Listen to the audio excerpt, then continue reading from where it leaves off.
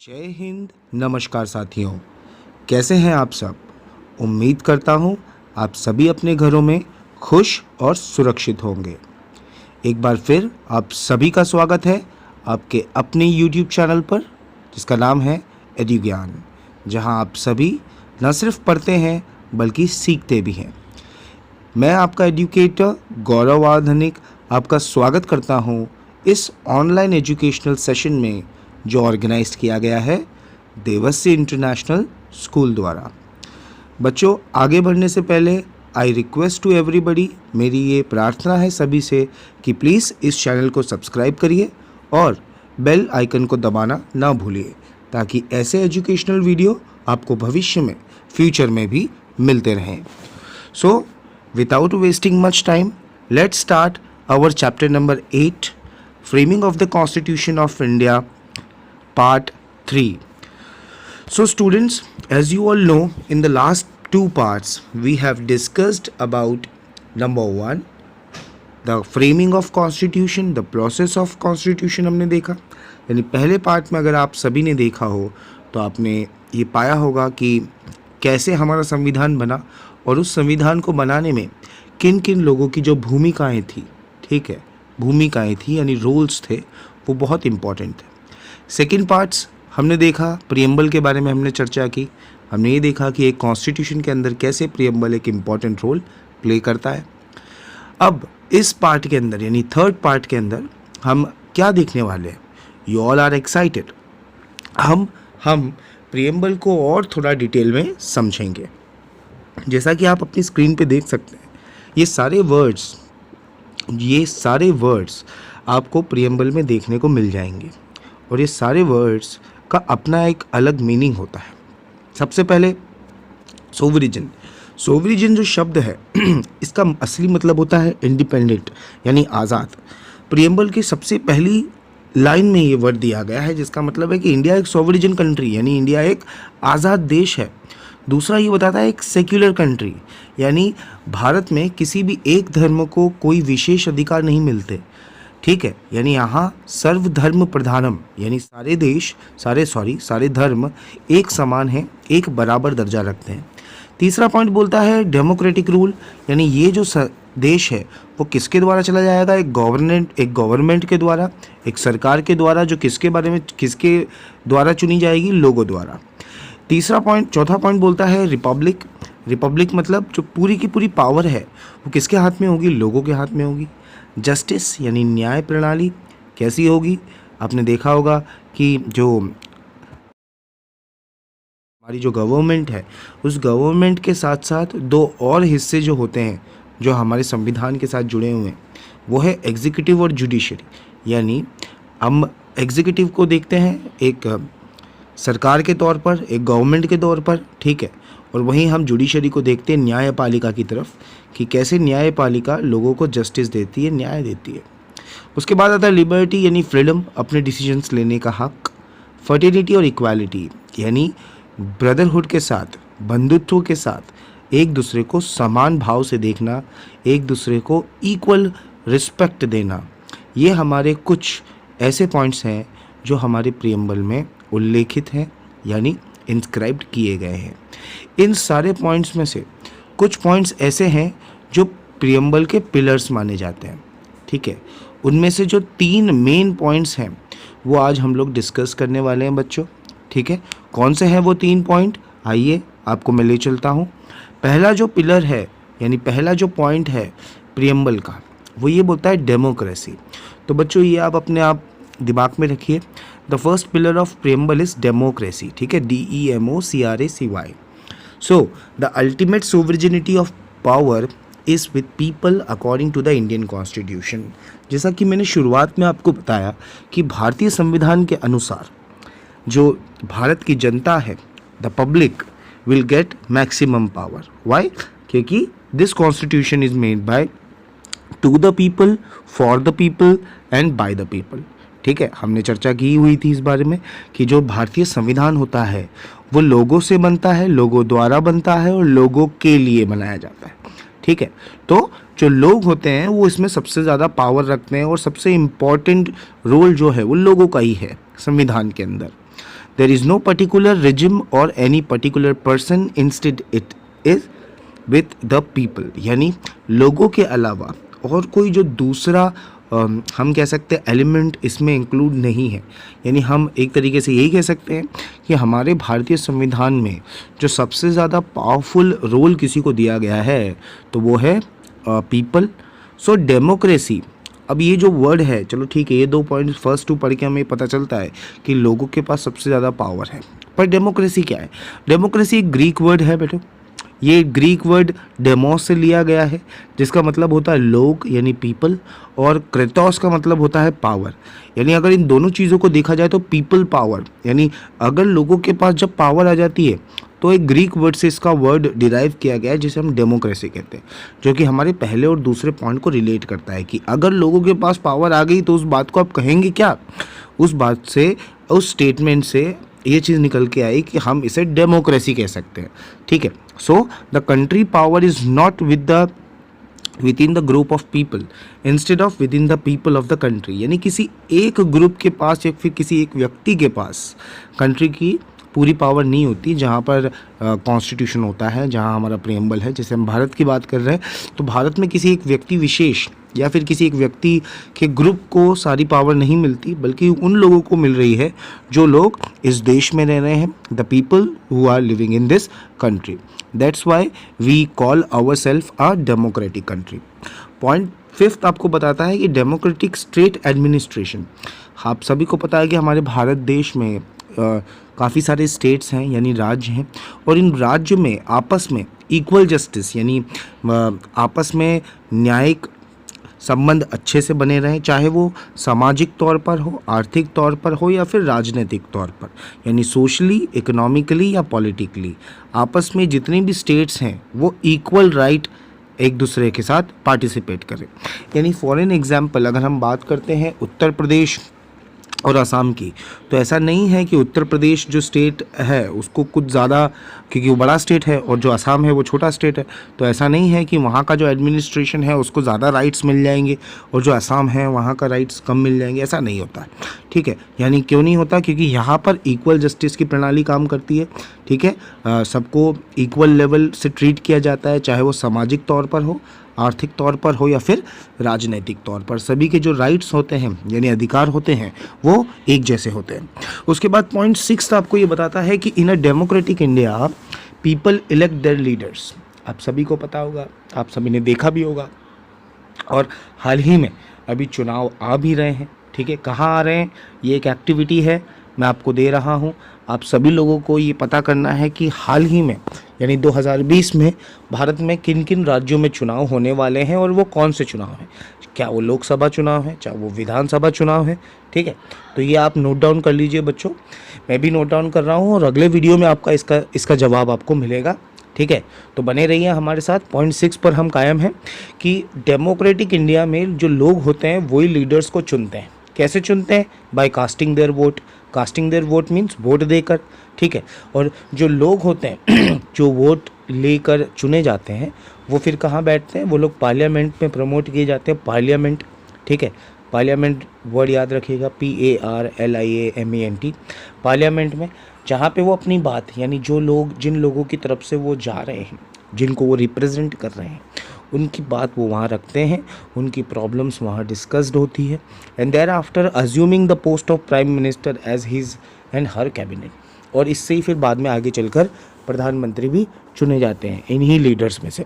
ठीक है, तो बच्चों पॉइंट 5 और पॉइंट 6 आपको ये बता रहा है कि राज्यों के अंदर यानी स्टेट्स के अंदर इक्वल राइट्स परफॉर्म किए जाते हैं, और जो लोग होते हैं वही अपने लीडर्स चुनते हैं।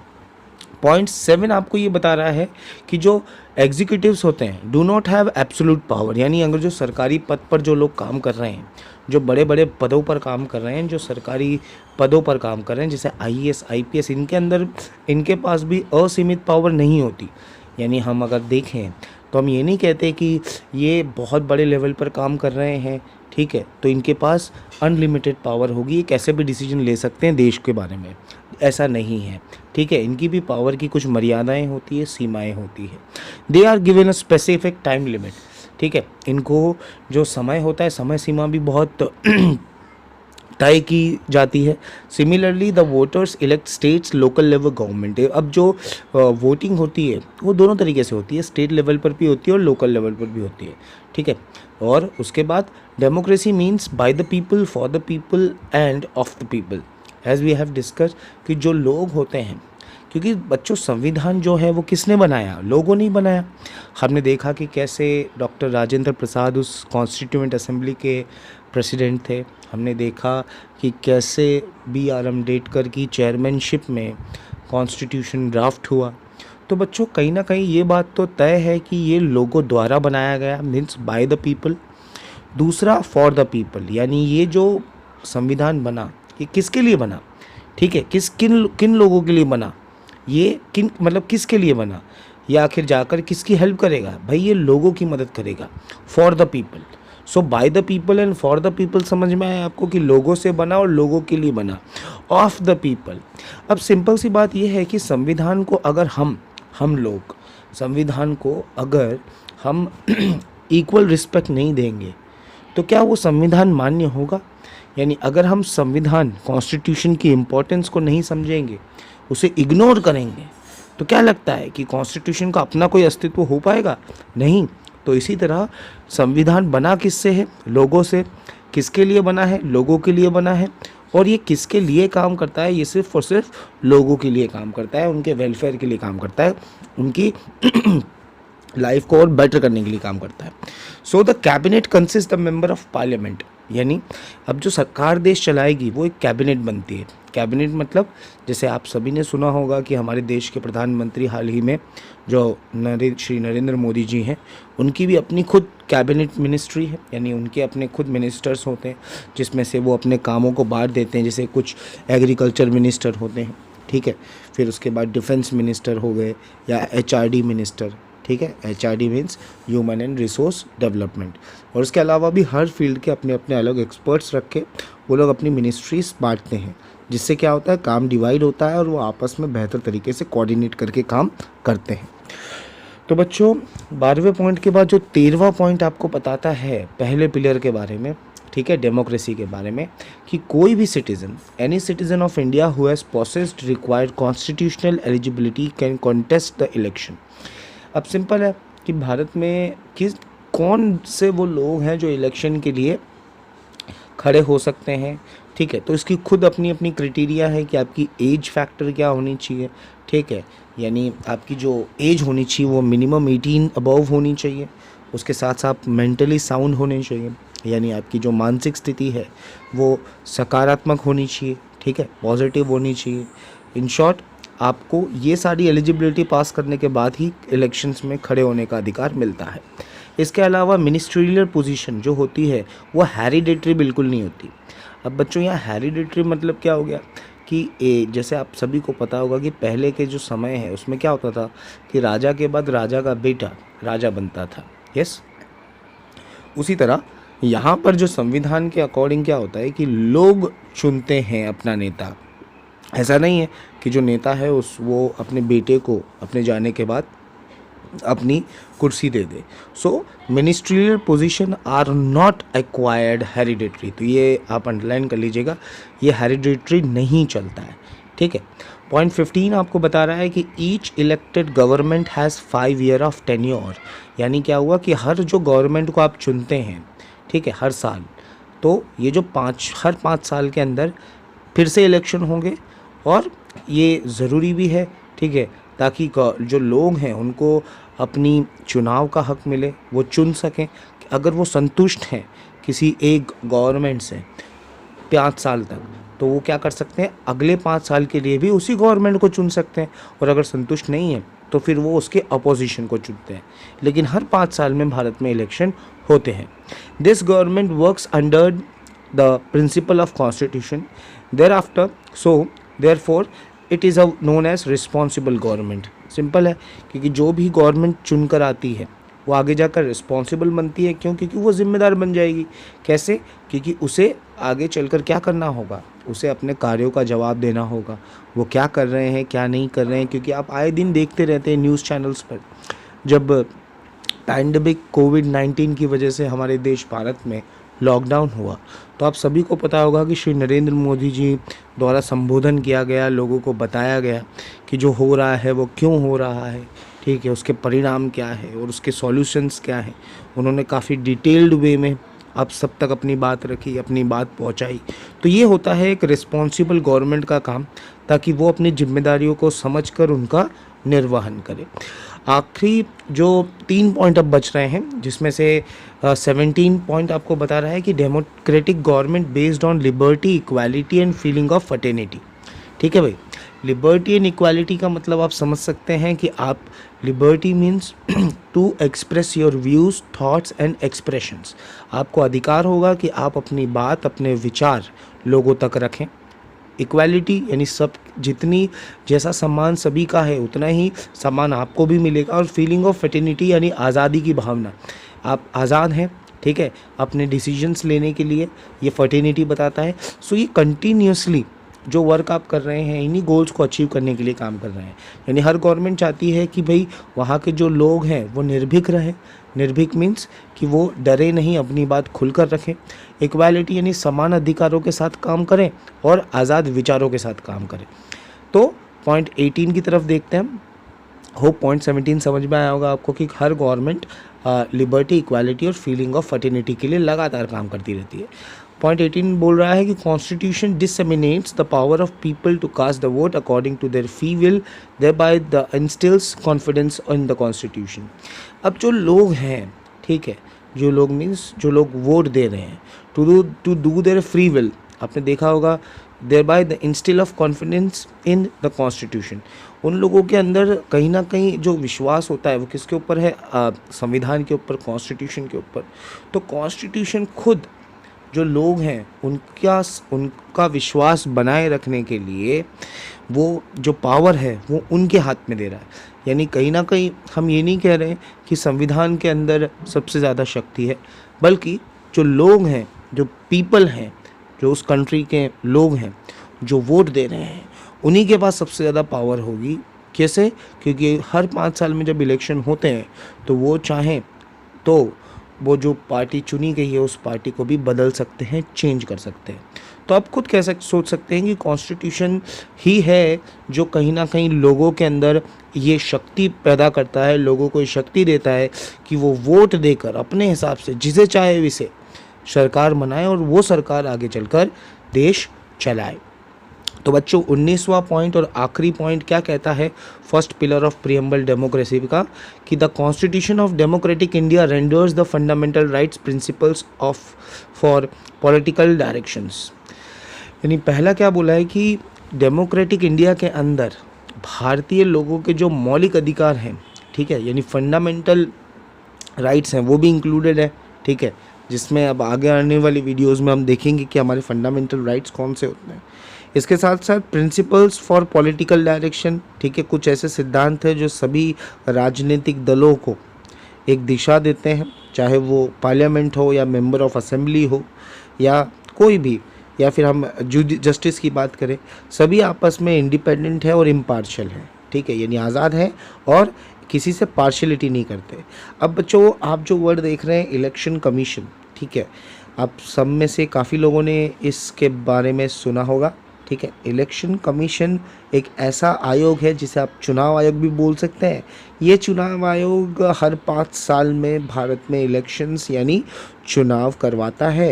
And are those provisions which make our country democratic in every means.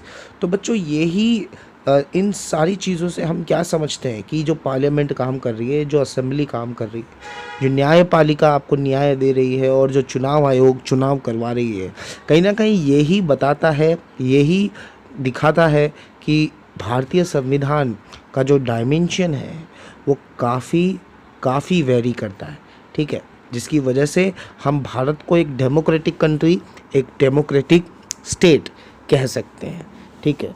तो बच्चों आखिरी 2 पॉइंट और देख लेते हैं हम डेमोक्रेसी के। अडल्ट सफरेज, ठीक है, या फिर यूनिवर्सल अडल्ट फ्रेंचाइजी, ये दोनों वर्ड सेम है, आपको कंफ्यूज नहीं होना है।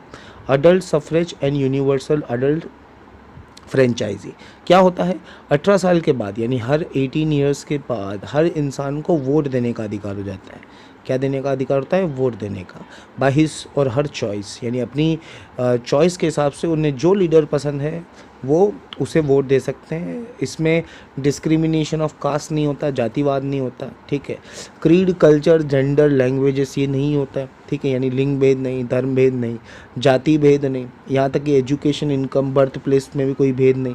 यानी ये ज़रूरी नहीं है कि जो एक कास्ट का लोग हो वो उसी कास्ट के लोगों को वोट करे, एक धर्म का जो लोग हैं वो उसी धर्म को वोट करें, ठीक है। तो ऐसा नहीं होता, आप फ्री, आप किसी को भी वोट दे सकते हैं, ठीक है, चाहे आप किसी भी धर्म के हो, किसी भी जेंडर के हो, किसी भी भाषा के हो, in short. But it is essential that citizen are enlisted in the electoral list. तो ये बहुत ज़रूरी होता है बच्चों कि अगर आपको अधिकार मिला है वोट देने का तो ये आपका कर्तव्य भी बनता है कि आप वोट दें, ठीक है। आप सभी देखते हैं कि जिस दिन इलेक्शंस होते हैं, जब इलेक्शंस के दिन आते हैं उस दिन आपकी छुट्टियां होती है, ठीक है। क्यों दी जाती है? ताकि सरकार भी ये चाहती है कि आप वोट देने जाएं, जिससे ज़्यादा से ज़्यादा वोटिंग होकर जो लोग हैं, जो पीपल्स हैं, वो जो रिज़ल्ट अच्छा निकाले, जिसकी वजह से जो भी सरकार चुनी जाए वो आगे जाके अच्छा काम करे, ठीक है बच्चों। तो that's all for today, thank you so much. जाने से पहले एक बार और मैं आपसे कहना चाहता हूँ कि इस चैनल को सब्सक्राइब कर लीजिए और बेल आइकन को दबाना ना भूलिए, क्योंकि ऐसे एजुकेशनल वीडियोस आपको फ्यूचर में भी देखने हैं जो आपके लिए काफ़ी इम्पॉर्टेंट साबित होंगे, खासकर 9th स्टैंडर्ड के लिए, ठीक है। So thank you so much everyone. उम्मीद करता हूँ आपको समझ में आया होगा। फिर भी अगर कोई डाउट है, क्वेरी है, कन्फ्यूजन है तो नीचे कमेंट बॉक्स है, वहाँ आप कमेंट करिए। आपके कमेंट्स, आपके सजेशंस हमारे लिए प्रेशियस है, ठीक है। तब तक के लिए अपना ध्यान रखिए, सुरक्षित रहिए, खुश रहिए अपने घरों में और इंतज़ार करिए हमारी अगली वीडियो का। Thank you so much everyone. जय हिंद।